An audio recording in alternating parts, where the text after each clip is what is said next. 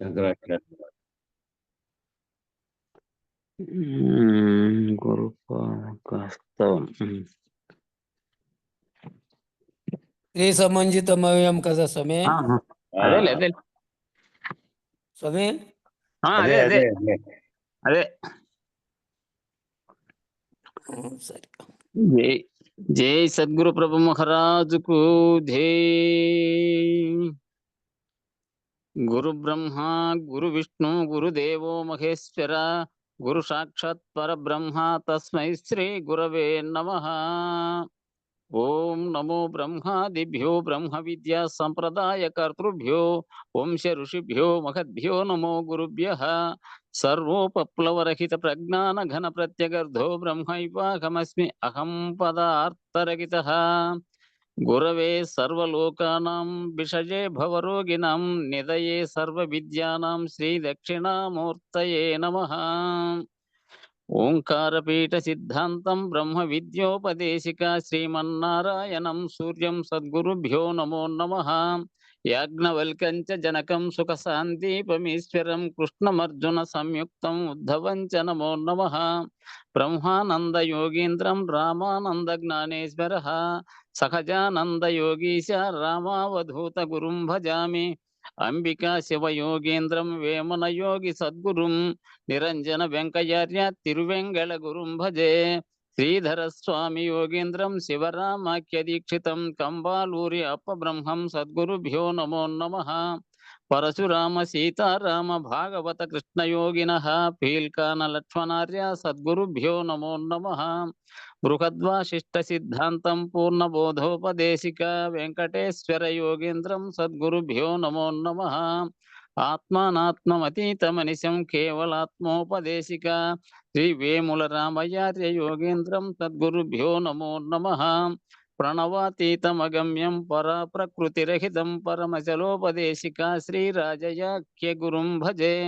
శ్రీ బ్రహ్మ విద్యా సిద్ధాంతం అచల తత్వోపదేశిక శ్రీ నాగయార్య యోగేంద్రం సద్గురుభ్యో నమో నమః.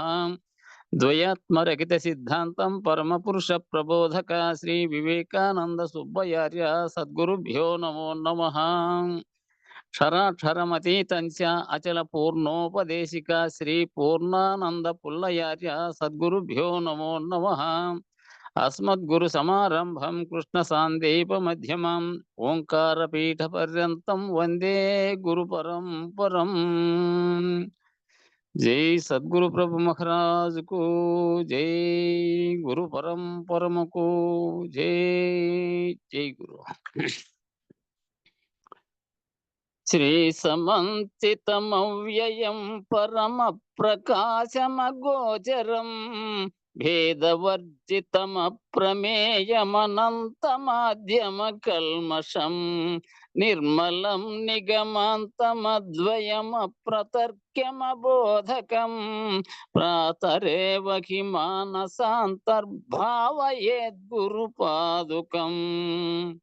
నాద బిందు కళాత్మకం దశనాద భేద వినోదకం మంత్రరాజ విరాజితం నిజ మండలాంతర్భాషితం పంచవర్ణమఖండమద్భుతమాదికారణమచ్యుతం ప్రాతరేవ హి మానసాంతర్భావయేద్గురుపాదుకం. వ్యోమవద్వహిరంతరస్థితమక్షరం నిఖిలాత్మకం కేవలం పరిపూర్ణమేకమజన్మహి ప్రతిరూపకం బ్రహ్మతత్వ వినిశ్చయం నిరతానుమోక్ష సుబోధకం ప్రాతరేవ హి మానసాంతర్భావయేద్గురుపాదుకం. బుద్ధి రూపమ బుద్ధితం త్రికయైకకూట నివాసినం నిశ్చలం నిరత ప్రకాశక నిర్మలం నిజమూలకం పశ్చిమాంతరఖేళనం నిజ శుద్ధ సంయమి గోచరం ప్రాతరేవ హి మానసాంతర్భావయేద్గురుపాదుకం.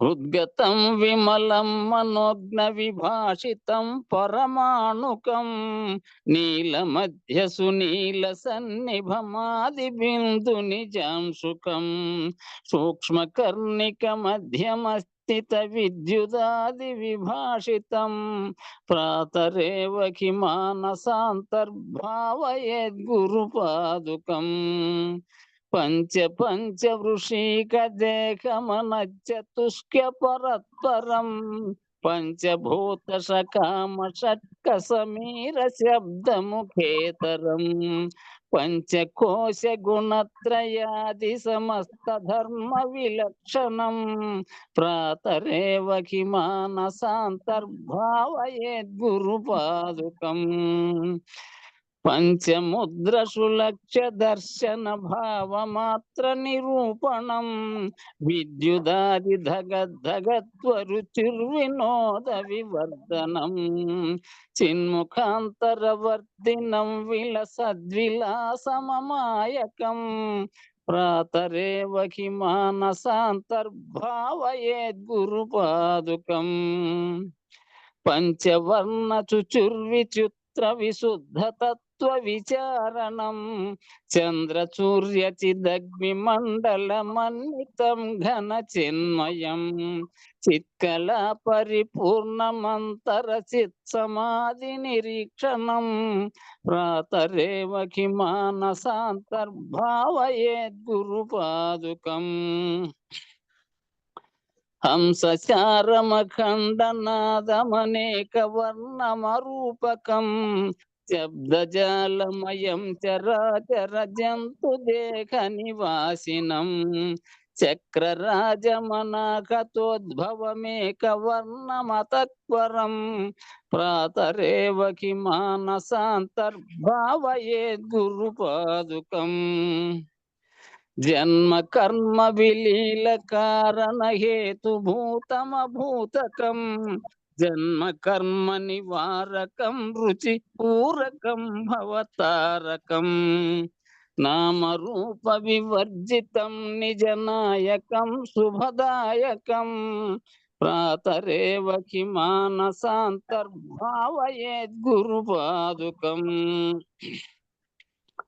తప్త కాంచన దివ్యమాన మహానుమాత్రమరూపకం చంద్రకాంతర తారకైరవ ముజ్వలం పరమాస్పదం నీల నీరద మధ్యమస్థిత విద్యుదాది విభాషితం ప్రాతరేవ మానసాంతర్భావయేద్గురుపాదుకం స్థూల సూక్ష్మ సకారణాంతరఖేళనం పరిపాలనం విశ్వతైజస ప్రాజ్ఞచేతనమంతరాత్మ నిజాంశుకం సర్వకారణమీశ్వరం నిటలాంతరాల వికారకం ప్రాతరేవ మానసాంతర్భావయేద్గురుపాదుకం జై సద్గురు ప్రభు మహారాజుకు జై గురు పరంపరముకు జై జై గురు జై గురుదేవ్. ఓ బుక్ తీసుకొని చెప్తాడావా అన్న? ఇది అవును అవును బుక్ తీసుకొని చెప్తే ఈ క్రమంగా ఉన్నాయా అవి? ఒక్కో దాంట్లో ఒక రకంగా ఉండాలి. దీంట్లో ఇవన్నీ ఇవి అట్లే ఉండేది. ఇవి కానీ అఖండ గురుస్తుతి కానీ ఒక్కో బుక్ లో ఒక రకంగా ఉంటాయి. ఒక్కొక్క బుక్ లో ఒక్కొక్క మాదిరిగా రాసిండారు స్వామి. వెనుక ముందు వెనక ముందా వేసి రాసిండారు. మధ్యలో కూడా వేరే అవుతాయి. అవును, లేదు తాత్పర్యంతో కూడినటువంటి అసలు ఆ బుక్ ఏదైతే ఉందో శంకరాచార్యులు వారు రాసినది ఉంది. దాంట్లో క్రమం ఏ విధంగా ఉందో ఒకసారి మళ్ళా నేను పరిశోధన ఇదే మాదిరిగా ఉంది స్వామి. వాళ్ళ శంకరాచార్యులు రాసిండేది ఇప్పుడు దివాకర్ స్వామి చదివినారు, అదే మాదిరిగానే ఉంది. నా దగ్గర ఉంది అది బుక్. వాళ్ళ శంకరాచార్యులు స్కృతి ఉంది. మధ్యలో కూడా మళ్ళా వేరే పదం లేకపోతుంది. మధ్యలో కూడా అంటే ఇనుకు ముందు 1-2 తేడా ఉండొచ్చు, ఇనుకు ముందు అయినా కానీ మధ్యలో చిత్కళా పరిపూర్ణమంతర చిత్ సమాధి నిరూఢం అనేది కాకోకుండా ఇంకో పదం లేకపోయింది మళ్ళా. ఉమ్. అట్లా మామూలు అది లేదు. అఖండ గురుస్థితి కూడా అంతే. ఒక్కో బుక్ చూసుకుంటే ఒక్కో రకంగా ఉంటుంది. మార్పులు అఖండ గురుస్థుతి మార్పులు చేసేవాళ్ళు ఆయా సిద్ధాంతాలలో పుస్తకాల్లో ముద్రించినప్పటికీ మొదటివి అద్వైతంవే కాబట్టి వాటినే వాళ్ళ బుక్కుల్లోకి తీసుకొని మన వాళ్ళు తయారు చేశారు. ఇక కొన్ని చోట్ల కొన్ని యాడ్ చేసినచ్చు. దానికి టీకా తాత్పర్యం వీళ్ళు విద్యాసాగర్ రావు రాసినది ఉంది. అదే ఒకసారి చదువుదాం అనుకొని మళ్ళీ వాయిదా పడింది. మళ్ళా ఇది అయిపోయిన తర్వాత చూద్దాం అది. వారి సంకల్పంతో రాసినారు. అంటే కూర్పు అది వీళ్ళు ఏమైనా పరిపూర్ణ భావంతో రాశారు కాబట్టి మన పూజా విధానంలో ఉంది కాబట్టి పరిపూర్ణ బోధస్తులు వాళ్ళ భావంతో రాసిన దాన్ని చదువుదాం మనం మళ్ళా ఎప్పుడైనా. సరే, సరే. జై జై గురు.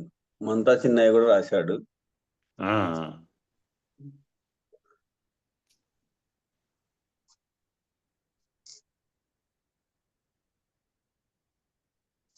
పేజ్ నెంబర్ అట్లా చెప్తారా స్వామి? 316.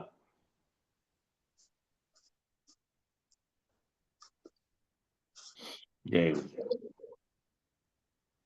కాబట్టి ఓంకారమును సగుణారాధన చేయట కన్నా నిర్గుణమైనటువంటి పరిపూర్ణత్వమునే ధ్యానించుట ఉత్తమము. ప్రపంచం జడమైనను మ్యూట్ చేసుకోండి.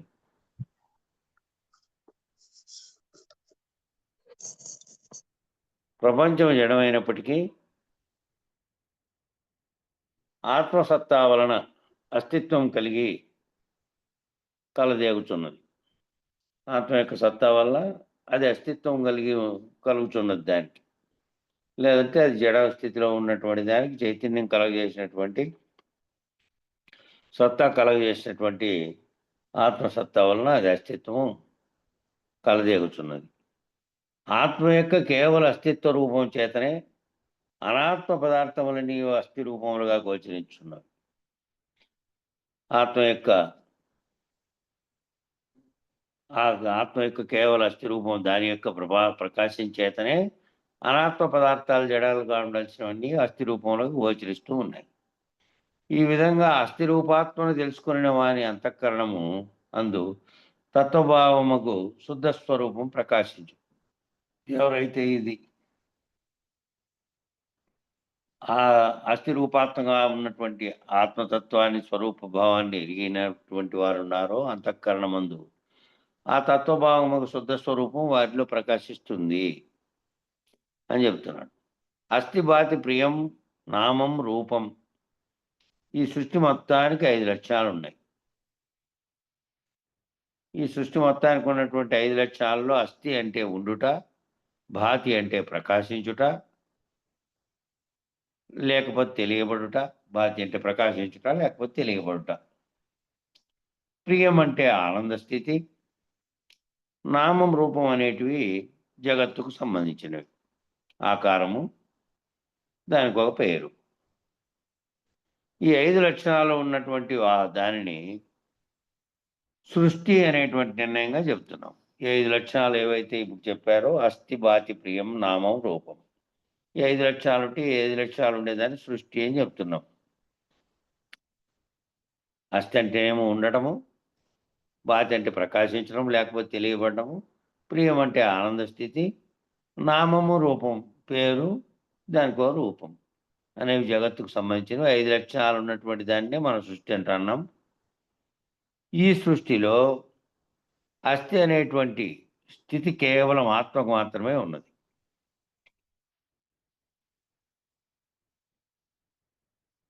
ఈ శరీరంగా భావించబడే దానికి దీని ప్రకాశం చేత ఇది ప్రవర్తన చేస్తూ ఉంది.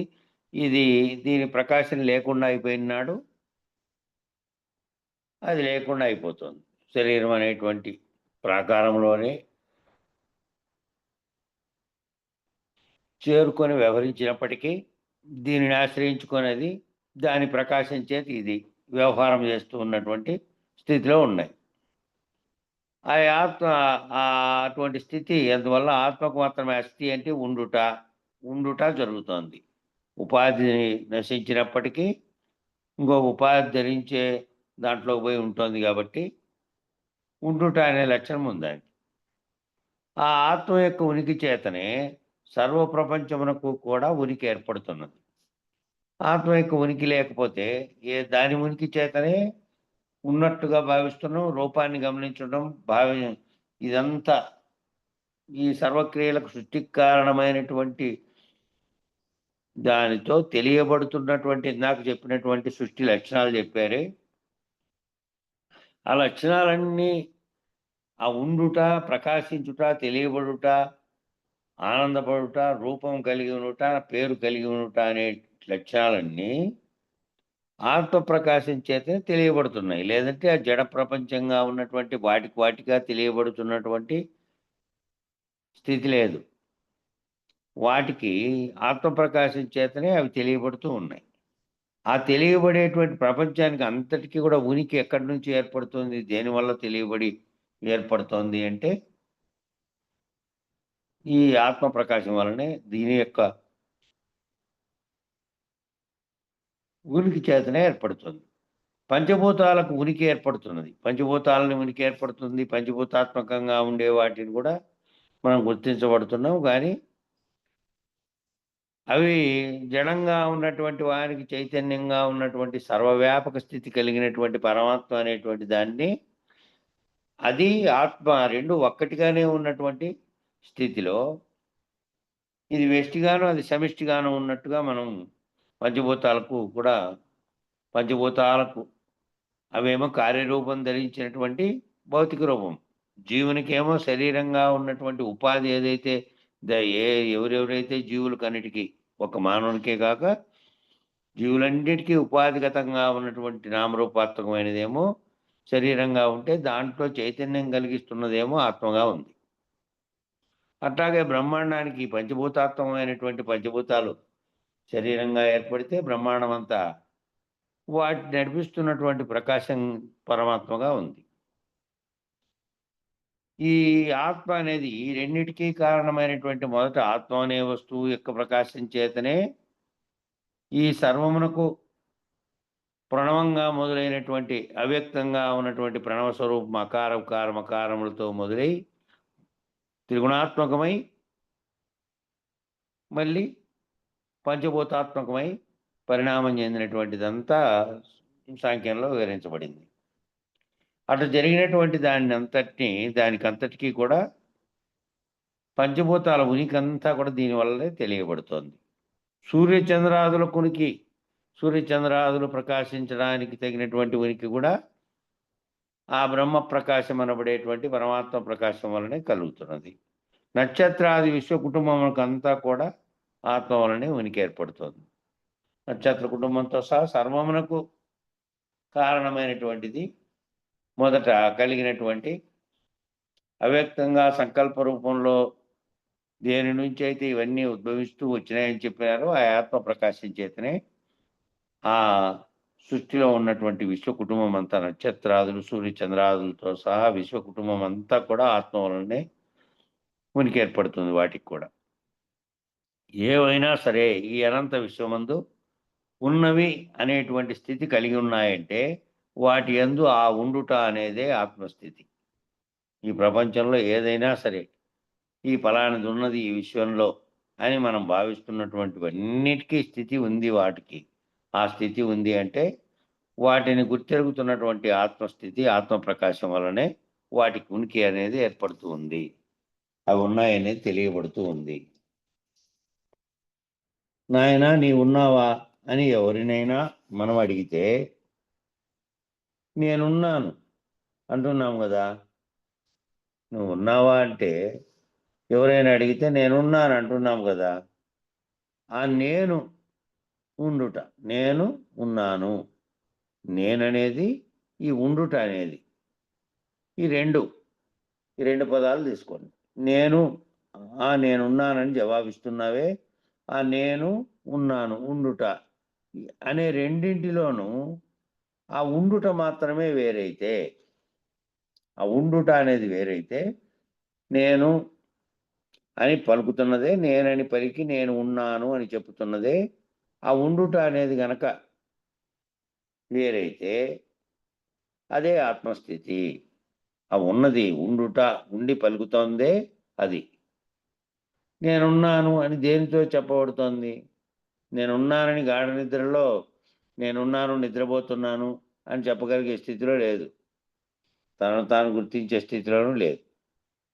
అట్లాగే వ్యవహారం చేస్తున్నప్పుడు ఎప్పుడైతే జాగ్రత్తావస్థలో ఉండి నేనున్నానని పలుకుతోందో, ఆ పలుకుతున్నటువంటి ఉండుట అనే స్థితి దేనిది అంటే ఆత్మప్రకాశంగా ఉన్నటువంటిది. దాని చేతనే ఇది పలుకుతోంది. ఆ రెండిట్లో ఉండుట వేరైతే దీంట్లో నుంచి నేనున్నాను అనే దాంట్లో నుంచి నేననేది పక్కకు తొలగిపోయి ఉండుట అనేది కనుక వేరైతే అదే ఆత్మస్థితి, ప్రకాశించుట. దానివల్లనే తెలియబడుతూ ఉన్నది. భాతి అనేది నాయనా నీ లోపల ప్రకాశం ఉంది, నీ బయట ప్రకాశం ఉంది, నీవు ప్రకాశమును గుర్తించగలుగుతున్నావు, ప్రకాశములోనే సర్వ వ్యవహారములను చేయగలుగుతున్నావు. జాగ్రత్త, స్వప్న, సుషుప్త అవస్థలు 3 ఏ ప్రకాశమును నిర్వర్తించబడుచున్నావో ఆ ప్రకాశమే నీవు అని తెలియజెప్పేటువంటి విధానమే ఆత్మబోధ. కాబట్టి నేనున్నానని ఆ ఉండుట అనేది ఏదైతే ఉందో అది ఉన్నది. ఆత్మ అనే ప్రకాశం చేత ఆ ఉన్నది అని గుర్తించావు. ఆ గుర్తించడానికి నీ లోపల ఆ బాతి అనేది ఏదైతే ఉందో నాయన నీ లోపల ప్రకాశం ఉంది, నీ బయట ప్రకాశం ఉంది. నీవు ప్రకాశమును గుర్తించగలుగుతున్నావు, ప్రకాశములోనే సర్వ వ్యవహారములను చేయగలుగుతున్నావు. సర్వ వ్యవహారాలను ఆ ప్రకాశం చేతనే చేయగలుగుతున్నావు. జాగ్రత్త, స్వప్న, సుషుప్త అవస్థలు 3 కూడా ఏ ప్రకాశమందు నిర్వర్తించబడుతున్నాయో ఆ ప్రకాశమే నీవు, ఆ ప్రకాశమే నీవు, ఆ ప్రకాశమే నేనని పలుకుతున్నది ఆ ప్రకాశమే అని తెలియజెప్పేటువంటి విధానమే ఆత్మబోధ. భౌతికంగా శరీరం ఉన్నప్పటికీ నీ శరీరంలో ఉన్నటువంటి నేనని పలుకుతున్నది ఏదైతే ఉన్నదో అది నీ లోపల నీ బయట ఉండి నీ ఏ ప్రకాశం చేత సర్వమును గుర్తిస్తున్నావో 3 అవస్థల్లోనూ జాగ్రత్త అవస్థలో ఉండి సర్వ వ్యవహారములు చేయగలుగుతున్నావు, స్వప్నావస్థలో ఉండి కలగంటున్నావు, సుషుప్త అవస్థలో సాక్షిత్వ స్థితిలో ఉంటుంది. అప్పుడు కూడా ఆత్మ ఉండి మళ్ళా నీకు సంబంధించినవన్నీ గుర్తిరగలుగుతున్నావు మళ్ళీ మెలకువ చెందిన తర్వాత. ఈ 3 అవస్థల్ని గుర్తించి ఈ 3 అవస్థలకి అతీతంగా సాక్షిత్వ స్థితిలో ప్రకాశించగలిగేటువంటి స్థితిలో నిలబడగలిగితే ప్రత్యేగాత్మగా ఇక అక్కడి నుంచి ఆ మిగతా బోధుంది. ముందు ఆత్మగా ఉన్నటువంటి దానిని గుర్తించడానికి నీ లోపల నీ బయట ప్రకాశిస్తున్నటువంటి ఏది ప్రకాశిస్తుందో దేనివల్ల నువ్వు సర్వమును గుర్తించగలుగుతున్నావో నీ లోపల బయట జరుగుతున్నటువంటి సర్వచర్యలకు ప్రకాశాన్ని కలగజేస్తుందో ఆ ప్రకాశంలోనే సర్వ వ్యవస్థలు చేయగలుగుతున్నావో ఈ 3 అవస్థలు కూడా ఏ ప్రకాశం ముందు నిర్వర్తించబడుతున్నదో 3 అవస్థలు అదే నీవు అని తెలియజెప్పేటువంటి విధానమే ఆత్మబోధ. అది ఏదైతే ఉందో అదే నేను. ఆ నేననేటువంటి ఆత్మ, ఆ నేననేటువంటి శరీరంగా భావిస్తున్నటువంటిదేమో దాని రూపనామ క్రియల చేత గుర్తిరగబడుతున్నప్పటికీ గుర్తెరుగుతున్నది. గుర్తెరుగుదానికి సరిపోయేటువంటి సర్వచర్యలకు కారణమైన ప్రకాశం ఆ నేనని పలుకుతున్న నిజమైనటువంటి ఆత్మప్రకాశం. కానీ ఎప్పుడైతే ఈ విచారణ ఫలంగా ఇట్లా తెలుసుకోలేకుండా మామూలుగా నేనంటే నేను శరీరమని మామూలు బోధతో సంబంధం లేని మామూలు జీవుడు ఏం చేస్తున్నాడంటే తన యొక్క ఆకారాన్ని తన శరీరాన్ని చూసుకొని నేననేటువంటి భావన చెందుతున్నాడు, దాంతో తాదాత్మ్యం చెందుతున్నాడు. దానికి సంబంధించిన చుట్టుపక్కల ఉన్నటువంటి వాటితో ప్రపంచంతో నామరూపాత్మకమైన దాంతో తాదాత్మ్యం చెంది అదే నేను అనుకుంటూ ఉన్నాడు. దానివల్ల అది నేను కాదు, అది జడంగా ఉన్నటువంటి మిగతా ప్రపంచం అంతా కూడా దీని ప్రకాశం లేకపోతే ఆ సమిష్టిగా ఉన్నటువంటి సర్వము వ్యష్టిగా ఉన్నటువంటి నేను నా సర్వము కూడా ఏ వ్యవహారమును చేయజాలదు దాని ప్రకాశం లేకుండా అని ఏదైతే గుర్తిస్తోందో సర్వమును, అది నేను అయినటువంటి ఆత్మగా ఉన్నది అని చెప్పి ఆ విధానాన్ని తెలియజెప్పి ఆ రెండింటిని వేరు చేయడానికంటే అది దాన్ని అనుసరించి ఇది దీన్ని అనుసరించి పరస్పరాధారములై ఉన్నటువంటి విధంగా ఉంది. కానీ గుర్తెరుగుతున్నటువంటి దాని స్థితిలో నువ్వు నిలబడిపోవాలి అంటే దీనితో తాదాత్మ్యం చెంది అజ్ఞానం నుంచి విముక్తం కావడం కోసమే ఆ విధంగా చెప్పబడింది. అది వేరుపరిచి ఎందుకు చెప్పాలి? అది ఇది లేకుండా అది లేదు కదా, దీంట్లోనే వ్యవహరిస్తూ ఉన్నప్పటికీ దీనితో తాదాత్మ్యం చెందకుండా ఉన్నటువంటి శాశ్వత స్థితిలో నిలబడి ఏ ప్రపంచమునకు సర్వమునకు ఆధారభూతమైనటువంటిది ఉందో అది నేనే అయి ఉన్నాను అని చెప్పడానికి ఆధారంగా ఉన్నటువంటి ఆత్మగా ప్రకాశించేటువంటి స్థితిని కోసం విడదీసి చెప్పారు. కాబట్టి స్వప్రకాశమును గుర్తించేటటువంటి విధానం ఏదైతే ఉందో దాని పేరే ఆత్మవిచారణ. స్వప్రకాశం ఏదైతే నీలో ఉందో ఆ ప్రకాశాన్ని గుర్తించేదానికే, ఆ గుర్తించేటువంటి విధానం ఏదైతే ఉందో దాని పేరే ఆత్మవిచారణ, దాని పేరే చెప్పారు. నీలోనే స్వప్రకాశం ఉంది, అదే వ్యష్టిగా సమిష్టిగా వ్యవహరించబడుతున్నటువంటి రెండింటిలోనూ ఉంది, సర్వవ్యాప్తమైంది అనే దాన్ని గుర్తించి ఆ గుర్తించడానికి విధానం ఏదైతే ఉందో దాని పేరే ఆత్మవిచారణ, దాని పేరు. దాని గురించిన విచారణ.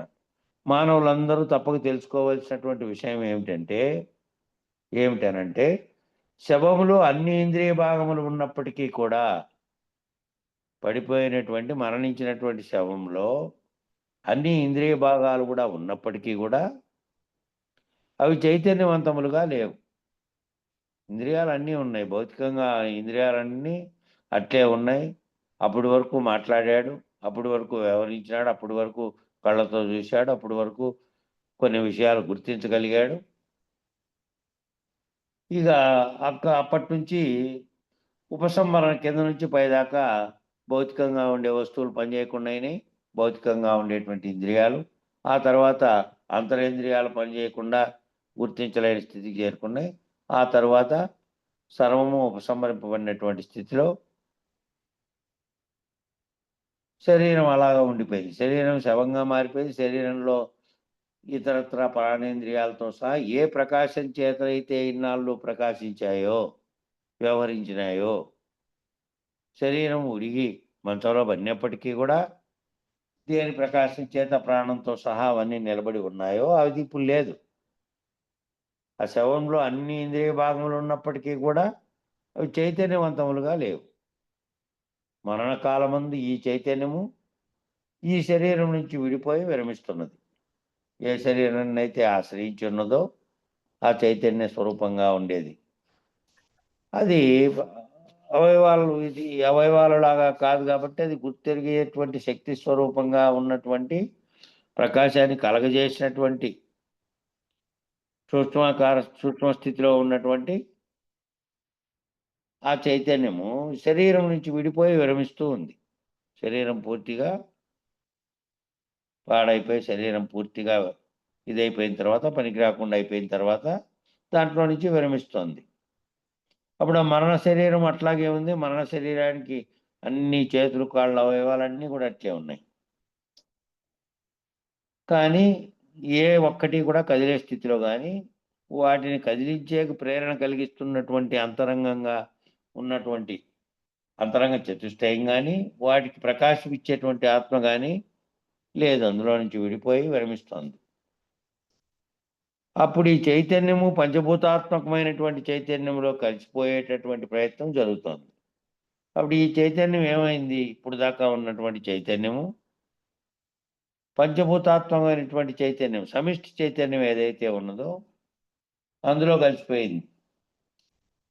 ప్రయత్నం జరుగుతుంది, అందులో కలిసిపోయే ప్రయత్నం జరుగుతుంది. అయితే స్థూల ధర్మము కలిగినటువంటి శరీరము స్థూలమైనటువంటి పంచభూతాల్లో కలిసిపోయినప్పటికీ సూక్ష్మభూతములైనటువంటి ఈ స్థూలంగా ఉండేటువంటి ఏమైనాయి? స్థూల శరీరాన్ని ఏం చేశారు? ఇంకా ఏదో వారు నమ్మినటువంటి వాళ్ళ ఆచారాల ప్రకారం తీసుకుపోయి భూమిలో ఖననం చేశారు. కొంతమంది తగలబెట్టారు, కొంతమంది పెట్టిలో పెట్టారు, కొంతమంది ఏ రకంగా అన్న పెట్టని అందులోకి పోయిన తర్వాత అది దాని యొక్క చర్య ఏమిటి? చెడిపోవుట, నశించుట, పూర్తిగా మట్టిలో కలిసిపోవుట. తగలబెట్టబడి కలిసిపోయినప్పటికీ ప్రకృతిలోనే కలిసిపోయింది. పెట్టి లోపల పెట్టినప్పటికీ అది నశించి ప్రకృతిలో కలిసిపోయింది. భూమిలో గుడిసిన ప్రకృతిలో కలిసిపోయింది. ఏ విధంగా చేసినా స్థూలంగా ఉన్నది పంచభూతాత్మకమైన దాంట్లో స్థూలంగా ఉండేది పోయి కలిసింది. మళ్ళా ఈ ఈ ఈ పంచభూతాత్మకంగా ఉన్నటువంటి దాంట్లో స్థూలంగా ఉన్నది స్థూలంలో కలిసింది పోయి. కానీ చైతన్యంగా ఉన్నది, ఈ చైతన్యం శరీరం నుంచి పోయి విరమించింది కదా, పంచభూతాత్మకమైనటువంటి చైతన్యంలో కలిసిపోయేటువంటి ప్రయత్నం జరిగినప్పుడు స్థూల ధర్మం కలిగినటువంటి శరీరమేమో స్థూలంలో కలిసింది. సూక్ష్మ ధర్మంలో కలిసిపోయినటువంటివి ఆ స్థూలమైనటువంటి పంచభూతాల్లో శరీరం కలిసిపోయినప్పటికీ దీంట్లో ఉన్నటువంటి సూక్ష్మభూతములైనటువంటివి ఉన్నాయి కదా, సూక్ష్మంలో కలిసిపోతే ఏ సూక్ష్మంలో కారణ స్థితిలో ఉన్నటువంటివి మహాకారణ స్థితిలో కలిసిపోతే, ఏ కారణ స్థితిలో ఉన్నటువంటిదో అది మహాకారణ స్థితిలో కలిసిపోతే, సమిష్టిగా ఉన్నటువంటి చైతన్యంలో కలిసిపోతే ఆ మహాకారణ స్థితి అందు ఉన్నటువంటి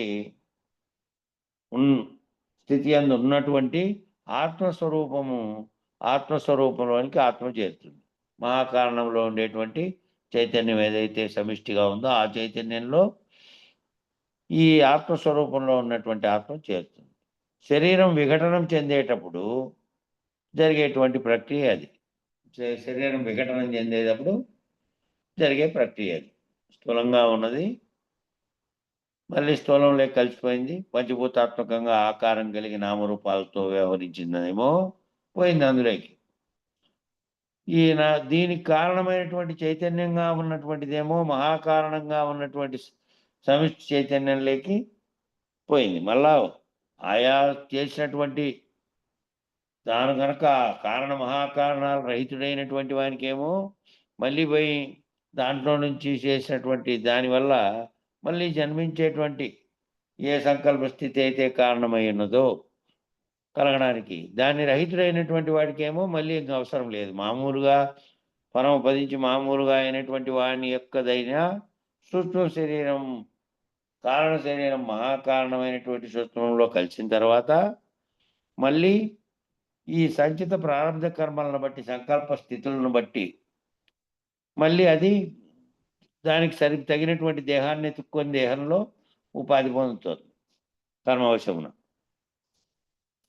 అట్లా కాకుండా ఇక్కడ చెప్పినటువంటి ఈ మహాకారణ స్థితి అందున్నటువంటి ఆత్మస్వరూపం లేక ఆత్మ చేరుతుంది శరీరం విఘటనం చెందినప్పుడు జరిగేటువంటి ప్రక్రియలో ఏ ప్రక్రియ అయితే చెందినటువంటి ప్రక్రియలో కారణమైన పోయి చేరుతోందో, అంతకుముందు కనుక ఈ విచారణ ద్వారా తాను గురువాక్యం చేత రహితుడైనటువంటి వాడయి ఉంటే కారణంగా పోయేటువంటి ఈ సూక్ష్మ శరీరం అనేది అప్పటికే నశించి అశరీరత్వాన్ని తన భావన చెంది ఉంటాడు కాబట్టి, శరీరత్వంగా ఉండే భావనలో ఉన్నాడు కాబట్టి, శరీరవేతారనే భావనలోంచి విడిపోయి ఉంటాడు కాబట్టి, అశరీరంగా ఏదైతే సర్వమునకు కారణమై సంకల్ప వికల్పములు కలిగిస్తున్నటువంటిది ఒకటి ఉందో అది సమిష్టి సృష్టికి ఉన్నటువంటి భావన. అంతకుముందు సృష్టి వ్యక్తం కానప్పుడు అవ్యక్తంగా ఉన్నటువంటి స్థితిలో ఉంది. అవ్యక్తము వ్యక్తము లేనటువంటి స్థితిలో ఉన్నటువంటి స్థితి తాను కనుక ఊహించగలిగితే ఆ ఊహించి రహితుడైనటువంటి వానికి పరిపూర్ణము బయలు తప్ప మరొకటి లేదు అనేటువంటి నిర్ణయానికి వచ్చినటువంటి స్థితిలో అదే ఎప్పటికీ ఉన్నది అదేను. ఇది మధ్యలో మాత్రమే ఇది ఏ సంకల్పం అయితే సకల సృష్టిని కలగజేసిందో అది ఉన్నట్లుగా దీని అంతటినీ తోపింపజేసింది అనేటువంటి నిర్ణయానికి గురువాక్యం చేత వస్తున్నాడు. మామూలుగా వ్యవహారం చేసినప్పుడేమో ఇక్కడ ఈ జరిగే ప్రక్రియని ఇప్పుడు వివరించారు ఇదంతా. అయితే ఆయా శరీర స్థితిలో ఎందున్నటువంటి అభిమానం చేత శరీరం ఆయా స్థితులను పొందుతోంది కదా, ఆయా స్థితులను పొందినటువంటి ఆ స్థితిలో ఎందున్నటువంటి అభిమానం చేత ఆ అభిమాని ఆయా దేహములతో గల తాదాత్మ్యతను త్యాగం చేయలేనటువంటి పరిస్థితిలో ఉంటాడు. ఆ శరీరము ఆ వేరు వేరు స్థితుల్లో ఉంటుంది కాబట్టి దాని మీద ఉన్నటువంటి అభిమానం చేత జాగ్రత్త అవస్థలో ఉన్నటువంటి శరీరాభిమానం విషుడుగా ఉండి, స్వప్నావస్థలో తైజసుడుగాను, సుషుప్తావస్థలో జ్ఞాతగాను ఉండి, సుషుప్తావస్థలో విషుడు తైజసుడు ప్రాజ్ఞుడిగా ఉంటుంది. అక్కడ ప్రాజ్ఞుడిగా ఉండి దానికి ప్రాజ్ఞుడు ప్రత్యేగాత్మగా ఉంటుంది. తురియ స్థితిలో ఉన్నప్పుడు ప్రత్యేగాత్మగా ఉంటుంది. ఎవరో మాట్లాడబోయి.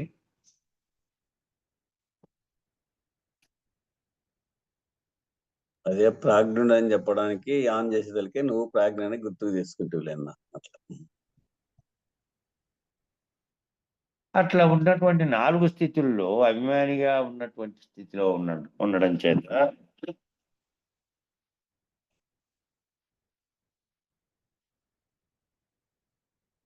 ఆయా స్థితిలో యందు శరీరాభిమానం చేత పొందినటువంటి ఆయా అభిమాని ఆయా దేహంలో గల తాదాత్మ్యమును త్యాగం చేయలేనటువంటి పరిస్థితిలో ఉంటాడు. ఎందుకంటే ఆయా స్థితులలో పొందినటువంటి అనుభూతులు వచ్చి చేరుతున్నాయి మనసులో. ఆ అభిమాని ఆయా దేహాల్లో గలటువంటి తాదాత్మ్యం చెందినందువల్ల ఆ దాన్ని త్యాగం చేయలేనటువంటి పరిస్థితిలో ఉన్నాడు. ఏదైతే జాగ్రత్త అవస్థలో అనుభూతం చెందావో వేరువేరుగా దుఃఖం కానీ, సుఖం కానీ, ఆనందం కానీ, ఏదైనా సరే శరీరానికి సంబంధించి శరీరంతో పొందినటువంటి శరీరానికి కలుగుతున్నటువంటి దాన్ని మళ్ళా లోపల ఉన్నటువంటి మనసు అనుభూతం చెందుతోంది కదా ఆ అనుభవాన్ని. ఆ అనుభూతం చెందినటువంటి దాన్ని తాదాత్మ్యత కలిగింది, దానివల్ల దాన్ని త్యాగం చేయలేనటువంటి పరిస్థితిలో ఉంటున్నాడు. అలా ఉండి ఆ దేహమునే మరలా వాంఛించడం చేత అట్లున్నందువల్ల ఏమవుతుంది అంటే ఆ దేహాన్నే కోరినందువల్ల ఆ దేహం యొక్క స్థితినే తాను మళ్ళీ దానికి కలిగినటువంటి దానికి ఏవైతే కోరికలు ఉన్నాయో, ఏవైతే అనుభవం ద్వారా తాను పొందినటువంటి స్థితులు ఉన్నాయో స్థూల దేహంతో మరలా వాంఛించడం చేత, కాంక్షించడం చేత పునః జనన మరణ చక్రంలో పడుతున్నాడు. మరలా కాంక్షించిన చేత ఏమవుతుంది? కోరికలు పుడుతున్నాయి. ఆ కోరిక కలగడం వల్ల తాను పొందుతున్నటువంటి దానితో తాదాత్మ్యం చెందుతున్నాడు. ఆ పొందుతున్నది నేను కర్తగా ఉన్నాను, నేను భోక్తగా కూడా ఉండి పొందుతున్నాను.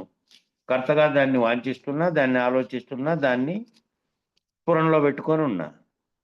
మళ్ళా వాంఛించిన దాన్ని పొందుతున్నా భోక్తగా. ఈ రెండు చేస్తున్నందువల్ల అట్లా మరలా వాంఛించడం చేత, కాంక్షించడం చేత, దాని యొక్క ఫలితం పొందడం చేత పునః జనన మరణ చక్రంలో పడుతున్నాను. మళ్ళీ కర్మ ఫలితాన్ని అనుభవించడం కోసం పుడుతూ ఉన్నాను.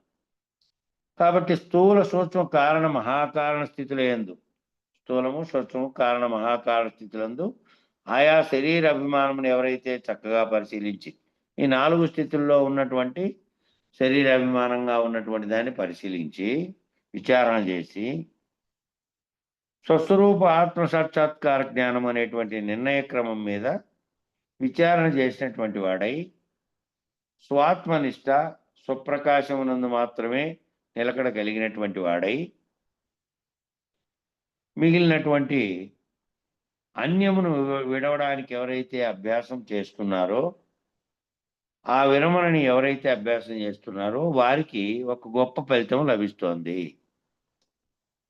వాళ్ళు ఎవరైతే ముందు ఈ విచారణ చేపట్టి ముందు తన స్వస్వరూప జ్ఞానం ఎరగబడి ఆ ఎరగబడినటువంటి స్థితిలో ఎప్పుడూ ఉండడానికి ప్రయత్నం చేసి అభ్యాసం చేసే వాళ్ళు ఎవరైతే ఉన్నారో అని ఈ 3వ స్థూల సూక్ష్మ కారణ మహాకారణ స్థితుల యందు ఆ 4 స్థితులు ఉన్నప్పుడు ఆయా శరీర అభిమానాలని ఏదైతే పొందుతుందో దాన్ని చక్కగా విచారించి పరిశీలించి విచారణ చేసి స్వస్వరూపాత్మ సాక్షాత్కార జ్ఞానంగా ఉండేటువంటి ఏదైతే ప్రకాశించడం చేత ఈ పనిముట్టుగా ఉన్నటువంటి దేహంలోని ఇంద్రియాలు పనిచేస్తూ ఉంటే వాటికి ప్రేరణ కలిగిస్తున్నటువంటి మనసు, బుద్ధి, చిత్తం, అహంకారం అనే అంతఃకరణం దీనితో తాదాత్మ్యం చెంది ఆ స్థితిలో యందు ఉంటుందో దాన్ని విచారణ చేసి స్వస్వరూప ఆత్మ సాక్షాత్కారంగా ఉన్నటువంటి ఆత్మ వీటితో సంగమించకుండా సాక్షిత్వ స్థితిలో ఉన్నటువంటి దాంట్లో ఉంది అది. దాన్ని గుర్తెరిగి అది నేను, ఏదైతే దీని అంతటికీ ప్రకాశం కలగజేస్తుందో అది నేను, అదిగా దానిగా ఉండకుండా ఏం చేస్తున్నాము అంటే శరీరం ఇంద్రియాలతో వేరు వేరు స్థితుల్లో పొందినటువంటి తాదాత్మ్యతలో మనసు కల్పిస్తున్నటువంటి ఆకర్షించుతున్నటువంటి విషయాలలోకి మళ్ళీ పోవడం వల్ల శరీరమైనటువంటి భావం కలుగుతోంది. కాబట్టి దానికి విడిపడినటువంటి దానిని దాంట్లోనే ఉంటూ కూడా దానికి ప్రకాశం కలగజేస్తున్నటువంటి స్థితిలో నేను ఉన్నాను అనేదాన్ని విచారణ చేసి స్వస్వరూప ఆత్మసాక్షాత్కార జ్ఞానం అనేటువంటి నిర్ణయ క్రమం మీద విచారణ చేసినటువంటి వాడై మళ్ళీ మాటి మాటికి దీంతో వచ్చి దిగిరాకుండా ఉన్నటువంటి ఆత్మనిష్ట, స్వాత్మనిష్ట తాను ఆ స్థితిలో నిలబడగలిగేటువంటి స్థితిలో ఉండి దానికోసం ఎవరైతే ఆ స్వప్రకాశమునందు మాత్రమే నిలకడగలిగినటువంటి వాడై, మిగిలినటువంటి వాడై, ఎప్పుడు అన్యం తోచినప్పటికీ, ఏమి వ్యవహారం దోచినప్పటికీ, ఏ అవస్థలో ఏమి దోచినప్పటికీ ఆ వ్యవస్థల్లో కలుగుతున్నటువంటివన్నిటికీ కారణమైన ప్రకాశంగా ఉన్నటువంటిది నేను అని వీటన్నిటికీ దీన్నంతటినీ విచారణ చేసినటువంటి వాడు ఎవరైతే ఆ అన్యమును విడిచి, అన్యంగా ఉన్నటువంటి వాటిని విడిచి ఆత్మప్రకాశకంగా ఏదైతే కలుగుతుందో దాని చేత దానిలోనే స్వాత్మనిష్టగా ఉండి స్వప్రకాశవంతుడుగా ఉండి నిలకడగలిగేకి ఎవరైతే అభ్యాసం చేస్తున్నారో, అట్లా ఆ విరమణని ఎవరైతే అభ్యాసం చేస్తున్నారో వారికే ఒక గొప్ప ఫలితం లభిస్తుంది. అట్టి వారికే ఆ ఫలితం, ఈ ఫలితం లభిస్తుంది. ఏ ఫలితము? ఆత్మ నుంచి ఆ ఆత్మ అనేది కలగడానికి కూడా కారణమైనటువంటి దానిని విచారణ ఈ ఆత్మ పరిస్థితిలో ఉన్నటువంటి వాడు అప్పుడు దేహంతో తాదాత్మ్యం చెందనటువంటి స్థితిలో నిలబడి ఉంటాడు. కాబట్టి దాంట్లో నుంచి కూడా విడిపడేటువంటి ఆ విరమణ అనేది అన్ని స్థాయిల్లో జరుగుతుంది. ముందు శరీర తాదాత్మ్యత పోగొట్టుకోగలిగితే ఆత్మభావంతో తానై బ్రహ్మనైనటువంటి స్థితిని పొందగలుగుతున్నాడు. ఆ తానే బ్రహ్మనైనటువంటి స్థితిలో నుండి ఆ బ్రహ్మము దానికి అంతకుముందు ఆ బ్రహ్మము ఏర్పడక ముందు ఉన్నటువంటి దాని పట్ల విచారణతో, గురువాక్యంతో దాన్ని పొందగలిగేటువంటి అశరీర స్థితిని పొందగలిగేటువంటి స్థితిని పొందుతాడు రైతుడై. అయితే ఈ విచారణ అంతా చేస్తున్నటువంటి, విరమణ చేస్తున్నటువంటి వారికి దేహాభిమానమును విరమణ చేసుకొని ఈ అన్ని దశల్లోనూ అన్ని అవస్థల్లోనూ కలుగుతున్నటువంటి దానితో తాదాత్మ్యం చెందకుండా విరమణ చెందినటువంటి వాడే స్వాత్మనిష్ఠతో నిలబడగలిగినటువంటి వారికి గొప్ప ఫలితం లభిస్తుంది అంటున్నాడు. ఏమిటంటే ఆ ఫలితము మరణకాలమునందు స్థూల సూక్ష్మ కారణ మహాకారణ స్థితులలో వాళ్ళు అమాతృకాయిత ప్రణవధ్యానంలో నిలబడి ఉండడం చేత అకార ఉకార మకారములతో కూడినటువంటి త్రిమాతృకాయిత ప్రణవమేమో త్రిగుణాత్మకమై సగుణమై వ్యవహరిస్తూ ఉన్నది. సర్వ ప్రపంచం కూడా ఆ త్రిమాతృకుల చేతనే, త్రిగుణముల చేతనే వ్యవహారశీలమగుచున్నది. ఏ సర్వ వ్యవహారమునకు కారణమై ఉన్నటువంటి ప్రణవ ధ్యానం ఉన్నదో, ప్రణవ స్థితి ఉన్నదో దాని యందు అమాతృకాయిత ప్రణవ ధ్యాన స్థితి యందు లగ్నమైనటువంటి మనసు కలిగినటువంటి వాడు, ఆ లగ్నమైనటువంటి ఇంద్రియములు కలిగినటువంటి వాడు, లగ్నమైనటువంటి అస్థి అనేటువంటి స్థితి కలిగినటువంటి వాడు ఎవరైతే ఉన్నారో అట్టి అమాతృకాయిత ప్రణవ ధ్యాన లక్ష్యమైనటువంటి బ్రహ్మమునందు అతను చేరిపోతున్నాడు. కాబట్టి ప్రతి ఒక్కరూ ప్రణవ ధ్యానం తప్పక చేయాలి, ప్రణవోపాసన చేయాలి, ఆ ప్రణవానుసంధానం చేయాలి. అయితే మొదట్లో త్రిమాతృకాయిత ప్రణవదానం చేస్తూ క్రమేపీ అమాతృకాయిత ప్రణవ స్థితికి మానవుడు చేరవలసిన అవసరం ఉంది. దీన్ని ఈ పేరాన్ని మళ్ళా ఒకసారి పైనుంచి కింద దాకా పరిశీలించండి, వివరణ చూడండి. ఏమిటి అంటే ఈ ఈ స్వాత్వనిష్టలో ఉన్న వానికి కలిగేటువంటి ఫలితం ఏమిటి? ఆ విధంగా ఉన్నటువంటి తాను ఆత్మస్వరూపుడుగా ఉన్నటువంటి తన నిజస్వరూప జ్ఞానం ఎరిగి తాను ఆ స్థితిలో ఉండేకి అభ్యాసం చేసి ఎవరైతే అక్కడ నిలబడగలుగుతారో, నిలకడ చెందగలుగుతారో, శరీర తాదాత్మ్యత లేనటువంటి స్థితిలో ఉండగలుగుతారో, ఎవరైతే తాను ఆత్మనిష్టను సర్వవ్యాప్తమైనటువంటి చైతన్య స్థితిలో ఉండి తనకంటే అన్యము లేదని అన్యమును వదిలి ఆ స్థానంలో నిలబడగలుగుతారో వాళ్ళకి కలిగేటువంటి ప్రయోజనాన్ని గురించి ఈ పేరాలో చెప్తున్నారు. చూడండి, ఏమిటంటే మరణకాలమునందు మరణించే స్థితి దగ్గరికి వచ్చినప్పుడు మరణకాలమందు స్థూల సూక్ష్మ కారణ మహాకారణ స్థితులలో, ఆ స్థూల స్థితి అంటే జాగ్రత్త అవస్థలో పొందుతున్నటువంటి దాంతో తెలియబడుతున్నటువంటి సూక్ష్మ స్థితిగా ఉన్నటువంటి చైతన్య స్థితిలో కలగంటున్నది, కారణ స్థితిలో ఉన్నటువంటి సాక్షిత్వ స్థితిలో ఉన్నటువంటి గాఢ నిద్రావస్థలో ఉన్నటువంటిది,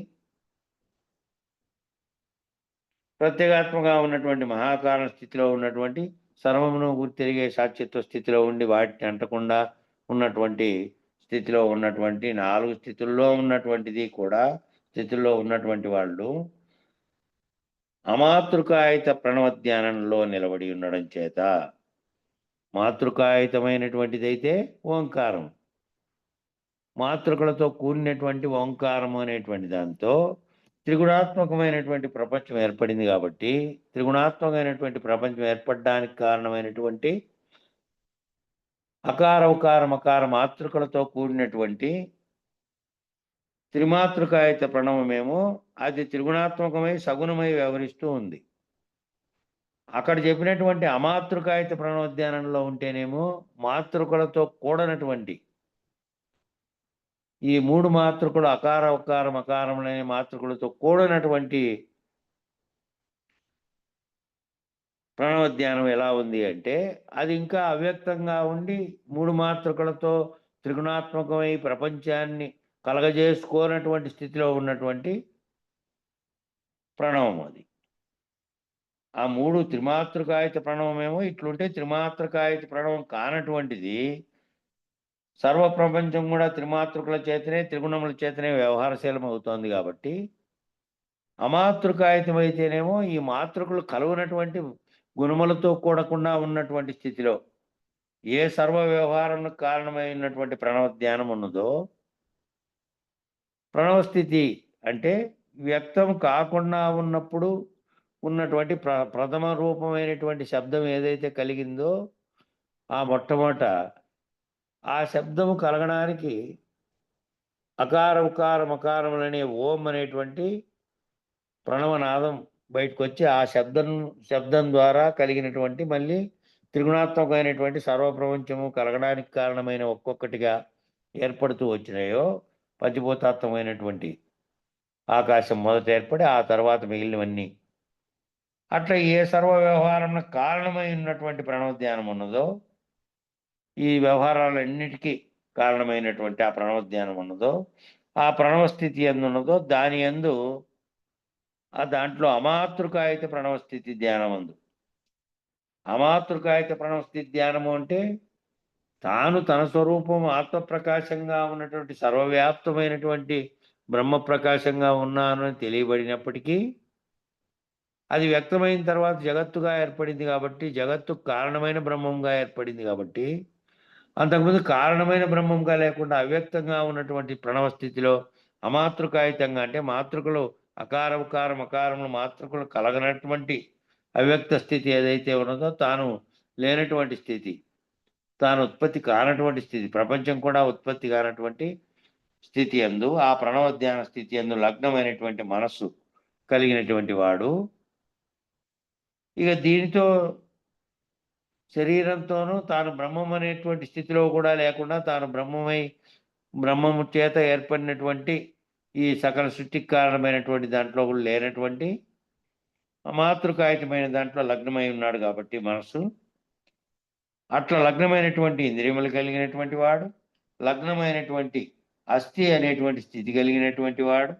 ఏది అస్థి అయి ఉందో అది ఎవరైతే ఉన్నారో అట్టి అమాతృకాయిత ప్రణవధ్యాన లక్ష్యమైనటువంటి బ్రహ్మమునందు అతను చేరిపోతున్నాడు. అమాతృకాయత ధ్యానమైనటువంటి బ్రహ్మం, ఈ బ్రహ్మం కాదు చెప్పినటువంటిది. అంతకుముందు అవ్యక్తంగా ఉన్నటువంటి దానితో కూడా లేనటువంటి ఉన్నటువంటి బ్రహ్మమునందు తాను చేరిపోతున్నాడు. కాబట్టి ప్రతి ఒక్కరూ ప్రణవ ధ్యానం తప్పకం చేయాలి. ప్రణవోపాసన చేయాలి అంటే, ప్రణవ ధ్యానం అంటే, ప్రణవము అంటే ఈ అకార ఉకార మకారాలతో కూడినటువంటి ఓమే ఆ 3 మాత్రకులు కలవకుండా ఉన్నప్పుడు కేవలం శబ్దం వ్యక్తం కాకుండా ఉన్నప్పుడు ఉండేటువంటి రూపం, ఉండేటువంటి స్థితి. దాన్ని ఏది పలకడానికి కూడా వీలు లేనటువంటి పలికి దాంట్లో ధ్యానం చేద్దాము అని పలికి ధ్యానం చేసామనుకో, ఓం ఓం అని మనసులో అనుకుంటూ చేసినప్పటికీ ఆ 3 మాత్రకులు కలిసి చేరిన తర్వాతనే ఓం అనేటువంటి శబ్దరూపమైనటువంటి పదం ఏర్పడింది. ఆ పదం పలుకుతున్నటువంటి పదం. ఆ పలుకుతున్నటువంటి పదం కూడా ఏర్పడలే కదా అంతకుముందు. ఆ 3 మాత్రకులు చేరినప్పుడు ఓం అనేటువంటి పదము వ్యక్తం కావడానికి లేనటువంటి స్థితిలో ఉంది. పలకడానికి వీలు కానటువంటి స్థితిలో ఉంది. పలికిన తర్వాత 3 మాత్రకులతో కూడింది. వైఖరి వాక్ కలిగి ఉన్నటువంటి దాంతోనే సర్వ పదములు, సర్వ అక్షరములతో సహా సర్వము ఏర్పడినటువంటివి దాంట్లో నుంచినే వచ్చినాయి. అది మాతృకులుగా ఉండి అదే ప్రధాన భూమిక పోషించింది. దాంట్లో నుంచినే వచ్చినాయి అనుకోండి సర్వములు. కాబట్టి ఆ ప్రణవనాదం ఏ ప్రణవం చేయాలి? ఆ ప్రణవం అంటే వ్యక్తం కాకుండా మాతృకులతో కూడకుండా ఉన్నటువంటి దాన్ని ప్రణవోపాసన చేయాలి. ఆ ప్రణవానుసంధానం చేయాలి. అయితే మొదట్లో త్రిమాతృకాయత ప్రణవదానం చేస్తూ ఈ 3 గుణాలతో కూడినటువంటి ప్రణవదానం చేస్తూను అంటే ఆ ఓం అనే దాన్ని మనసులో ఓంకారాన్ని ధ్యానం చేస్తూ మొదట క్రమేపీ అమాతృక స్థితికి మానవుడు చేరవలసినటువంటి అవసరం ఉన్నది అని చెప్తున్నాడు. క్రమేపీ ఆ ఓం అనేటువంటి సృష్టికి కారణమైనటువంటి మాతృకలతో కూడినటువంటిది కాకుండా అమాతృక అంటే మాతృకలు లేనటువంటి ఓం అనేటువంటి శబ్ద స్థితి కూడా లేనటువంటి స్థితిలో ఉన్నదాన్ని ధ్యానం చేయాలి మానవుడు. ఆ స్థితికి చేరవలసింది అని చెప్తున్నాడు. దాన్ని ఉపాసన చేయాల్సినటువంటి అవసరం ఉంది.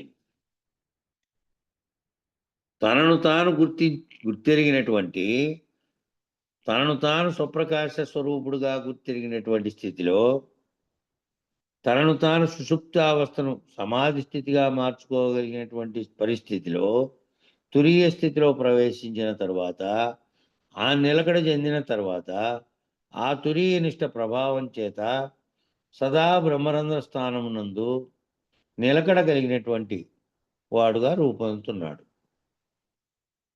తనను తాను గుర్తెరిగినటువంటి వాడుగా, తనను తాను స్వప్రకాశ స్వరూపుడుగా గుర్తెరిగినటువంటి వాడుగా, శరీరంగా కనపడేటువంటి నామరూపాత్మకంగా కాకుండా ఏ శరీరంలో అయితే ఆ ఆవరణలో చేరుకొని అది ప్రవర్తిస్తోందో దానికి ఈ ప్రవర్తనలు అన్నిటికీ ప్రకాశం కలగజేస్తూ దీనిని అంటకుండా ఉన్నటువంటి స్థితిలో ఉన్నదో ఆత్మప్రకాశంగా ఆ తనను తానే ఆ స్వప్రకాశంగా ఉన్నటువంటి తనలో కలుగుతున్నటువంటిదంతా తన స్వప్రకాశమే, ఆత్మ యొక్క స్వప్రకాశంగా గుర్తిరిగి అటువంటి స్థితిలో తనను తాను సుషుప్తావస్థను సమాధి స్థితికి పద్ధతిగా మార్చుకోగలిగినటువంటి స్థితిలో సుషుప్తావస్థగా ఉన్నటువంటి గాఢనిద్రా స్థితి ఉంది. దాన్ని సమాధి స్థితిగా మార్చుకోగలిగినటువంటి పరిస్థితిలో ఏ సుషుప్తావస్థలో నిద్రపోతూ ఉన్నాడో నిద్రపోతూ ఉన్నటువంటి వాడు జగత్తును తెలియబడకుండా చైతన్యం ఉపసంహరించబడినటువంటి స్థితిలో ఉన్నప్పటికీ ప్రాణం ఉంది కాబట్టి మనోబుద్ధులు మాత్రమే ఉపసంహరింపబడినాయి. ఏ ఆత్మప్రకాశం అయితే ప్రాణం ఉండడానికి అవకాశం ఇచ్చి ఆ స్థితిలో కూడా ప్రాణం ఉందో, ప్రాణం అనే వ్యవస్థ నడుస్తూ ఉందో, అప్పుడు సాక్షిత్వ స్థితిలో ఉన్నటువంటి ప్రకాశం అట్లాగే ఉంది. దాన్ని సమాధి స్థితిగా మార్చుకోగలిగినటువంటి పరిస్థితిలో ఆ నిర్దిస్తున్నటువంటిది కూడా సమాధి స్థితిగా మార్చుకోగలిగినటువంటి స్థితిలో తురీయ స్థితిలో ప్రవేశించిన తర్వాత అంటే సాక్షిత్వ స్థితిలో తానుండి మూడవస్థలని అతీతంగా గుర్తెరుగుతున్నటువంటి స్థితిలో సాక్షిగా ఉన్నటువంటి తురీయ స్థితిలో ప్రవేశించిన తర్వాత ఆ స్థితిలో నిలకడ చెందిన తర్వాత ఆ తురీయనిష్ట ప్రభావం చేత సదా బ్రహ్మరంధ్ర స్థానమునందు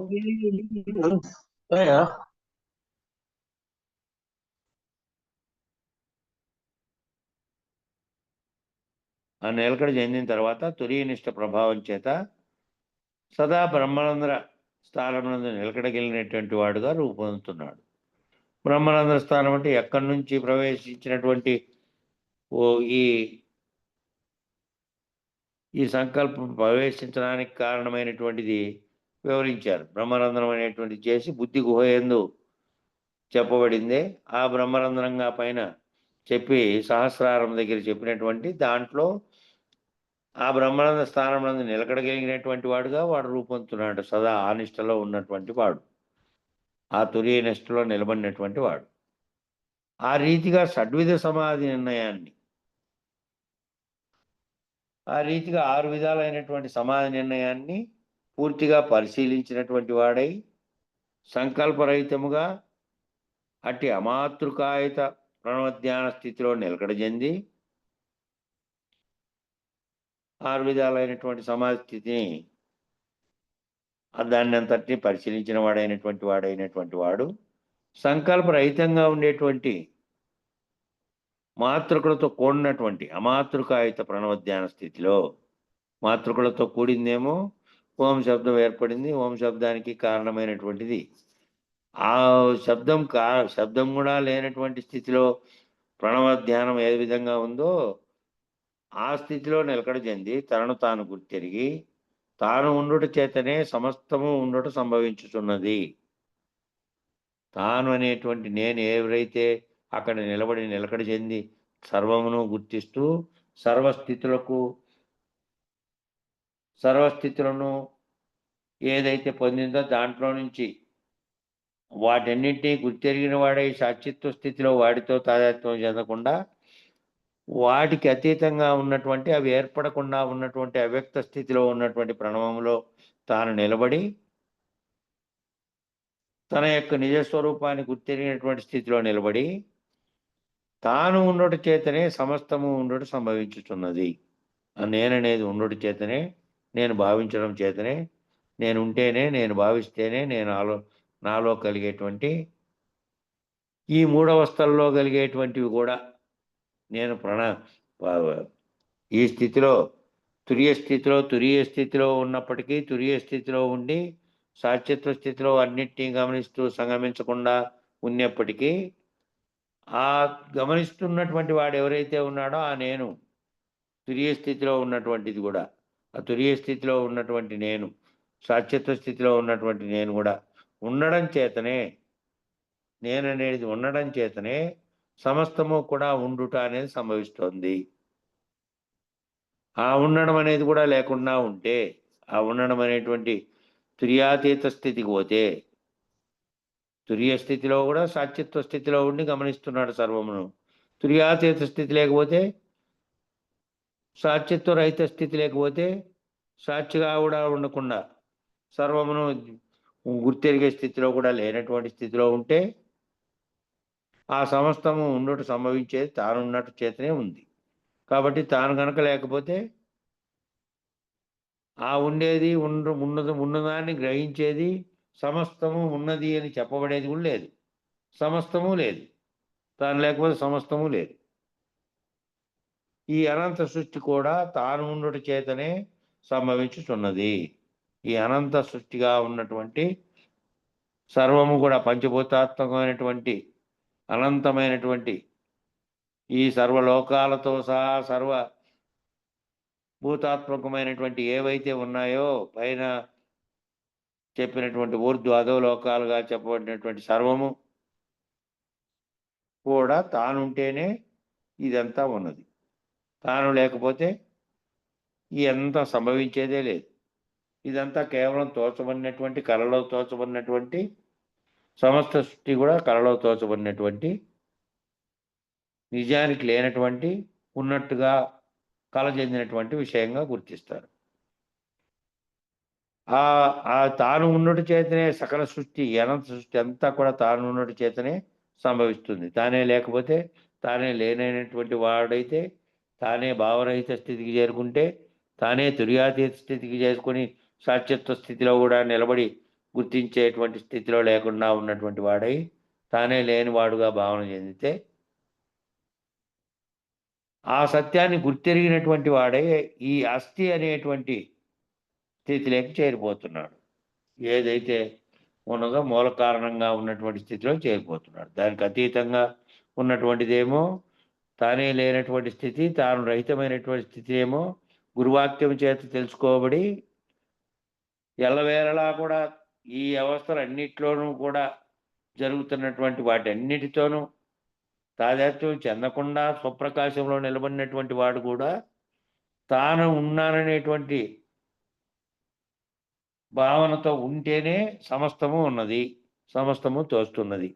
తాను లేననేటువంటి భావనతో, తాను ఆ సాక్షిగా కూడా లేనటువంటి భావనతో తాను రహితం చెందినటువంటి వాడై కనుక ఉంటే ఈ సమస్తము తోచేటువంటిది లేదు, సమస్త సృష్టి కూడా లేదు అనేటువంటి స్థితిలోకి చేరిపోతాడు. ఇది ఇంకోటి కూడా ఉంది, వాటికి పూర్తి చేస్తే కింద శ్లోకం మిగిలి ఉంటుంది. క్రమేపీ ఏమవుతుంది అంటే నామరూపాత్మకమైనటువంటి స్థితి నుంచి క్రమేపీ ఈ లక్ష్యంతో ఇట్లా విచారణ జరిపి నిలబడగలిగినటువంటి వాడు, నిలకడ చెందినటువంటి స్థితిలో ఉన్నటువంటి వాడు క్రమేపీ ఏమవుతాడు అంటే నామరూపాత్మకమైనటువంటి స్థితి నుంచి విలక్షణమై, నామరూపాలతో కూడి శరీరమే నేను భావించాడు మొదట. విచారణగా చేసుకుంటూ పోయిన తర్వాత ఈ అవస్థలన్నిటికీ ఉన్నటువంటి అభిమానులు, ఈ అవస్థలన్నిటికీ అతీతంగా ఉన్నటువంటి స్థితిలో ఏదైతే ఉన్నదో దాన్ని, ఈ అన్నిటినీ కూడా ఈ అన్నిటికీ కారణమైనటువంటి దాంట్లో ఎక్కడైతే పుడుతూ ఉందో, ఈ సంకల్పం పుట్టిన తర్వాత దాంట్లో ఉండి సర్వము జగత్తుకు ఉత్పత్తికి కారణమైనటువంటి స్థితిలో ఉండి తాను ఈ అన్నిటికీ విలక్షణమైనటువంటి నామరూపాల సంగత్వం నుండి విడివడి, నామరూపాలతో కొన్ని సంగత్వం నుంచి విడిపడ్డాడు. ఎట్లా విడిపడినాడంటే ఈ రకమైనటువంటి క్రమేపీ జరిగినటువంటి విచారణ నుంచి తాను పొందినటువంటి తన స్వరూప జ్ఞానం ఎరిగిన తర్వాత నామరూపాత్మకంగా కనపడుతున్నటువంటి దాంట్లో నుంచి పోయి తాను చైతన్య స్థితిలో ఉన్నటువంటి సర్వవ్యాప్తమైనటువంటి స్థితిలో నిలబడగలిగినటువంటి తర్వాత దీంతో సంగత్వం నుంచి విడిపోయి శరీరం అనే సంగత్వం నుంచి మళ్ళా ప్రపంచం అనేటువంటి సంగత్వం స్థూలంగా కనపడుతున్నటువంటి వాటితో సంగత్వం నుండి తాను విరమణ చేసి ఆ స్థితి యందు తన లక్ష్యమైనటువంటి ఆ స్థితి ఏ స్థితి లక్ష్యమైంది అంటే బ్రహ్మీభూత స్థితి, తాను శుద్ధ స్వరూపంగా జగత్తుగాను శరీరంగాను తాదాత్మ్యం చెందక ముందు, దీంతో ఇదే నేననేటువంటి భావన చెందకముందు ఏదైతే కలిగి ఉందో అటువంటి శుద్ధ స్థితి, మలినం చెందినటువంటి శుద్ధ స్వరూపంగా ఉన్నటువంటి ప్రకాశించేటువంటి స్థితిలోకి చేరిపోతున్నాడు. ఈ రీతిగా అనాత్మను అంతా కూడా వివరించి, అనాత్మ అంతటినీ అనాత్మలో ఉన్నటువంటి వాటిలో నుంచి విరమించి, అనాత్మగా ఉన్నటువంటి కనపడుతున్న సర్వజడము జగత్తంతటినీ కూడాను అనాత్మగా వ్యవహరిస్తోంది. ఈ శరీరంగా వ్యవహరిస్తున్నది. వీటన్నిటికీ వ్యవహరించే కారణమైనటువంటిది ఏదైతే ఉందో చైతన్యంగా వ్యవహరించేటువంటి దానికి ప్రకాశం కలగజేస్తుందో అది నేను అని అనాత్మలో నుంచి అంతా విరమించి, అంతా కూడా అనాత్మ పదార్థమునంతా కూడా, అనాత్మ పదార్థంగా ఏది ఉందంటే జగత్తంతా ఉంది, ప్రకృతి అంతా అనాత్మ పదార్థంగా ఉంది. దాన్నంతటినీ కూడా వదిలేసి కేవలాత్మ స్థితి యందు లక్ష్యమును కలిగి ఉండి, కేవలాత్మగా ఉన్నటువంటి స్థితి యందు, కేవలాత్మ తప్ప మరేమీ లేనటువంటి స్థితి యందు లక్ష్యమును కలిగి ఉండి తనను తాను గుర్తెరిగి తనదైనటువంటి స్థితి యందు నిలకడ చెందుతున్నాడు. ఆ విచారణ ద్వారా తెలియబడినటువంటి వాడు క్రమక్రమంగా ఏం జరిగాడంటే క్రమక్రమంగా విచారణ చేత తన భావనలో దాన్ని నిలబెట్టుకోవడం చేత, విచారణ వల్ల తెలియబడినటువంటి తన స్వస్వరూప జ్ఞానాన్ని నిలబెట్టుకొని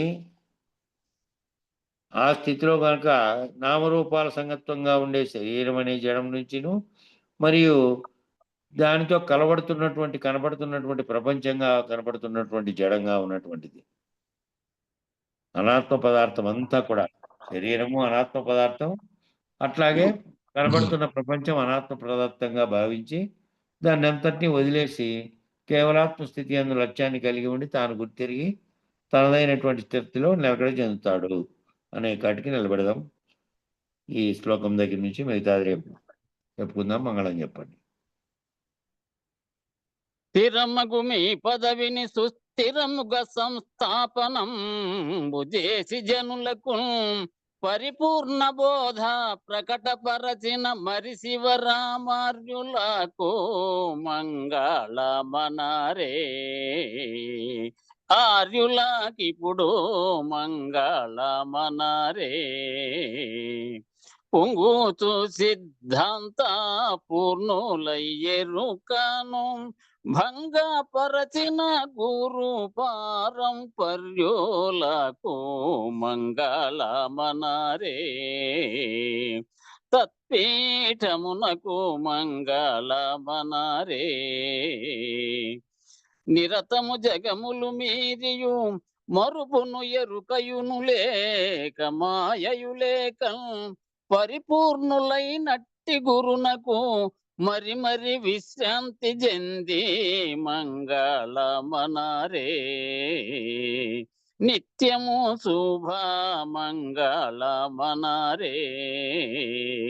అంగాలింగములకు అతీత మగు మాయా సంగారహిత గురు సభకు అధ్యక్షులకు మంగళమనారే. నిత్యము శుభ మంగళమనారే. మరియును పీఠస్థులకును పరమతత్వ విచారులకును నిరతము వేదాంత సభలో నిలకడైన సాధుజనులకు హారతిదిగో మంగళ హారతిదిగో. సద్గురుమూర్తుల హారతిదిగో మంగళ హారతిదిగో. మంగళం గురుదేవాయ మహనీయ గుణాత్మనే సర్వలోక శరణ్యాయ సాధురూపాయ మంగళం. జై సద్గురు ప్రభు మహారాజుకు జై. శ్రీ పూర్ణానంద పుల్లయార్య సద్గురు ప్రభు మహారాజుకు జై. శ్రీ వివేకానంద బండార్ సుబ్బయార్య సద్గురు ప్రభు మహారాజుకు జై. గురు పరంపరముకు జై. గురు భక్త మండలికి జై. జై గురు.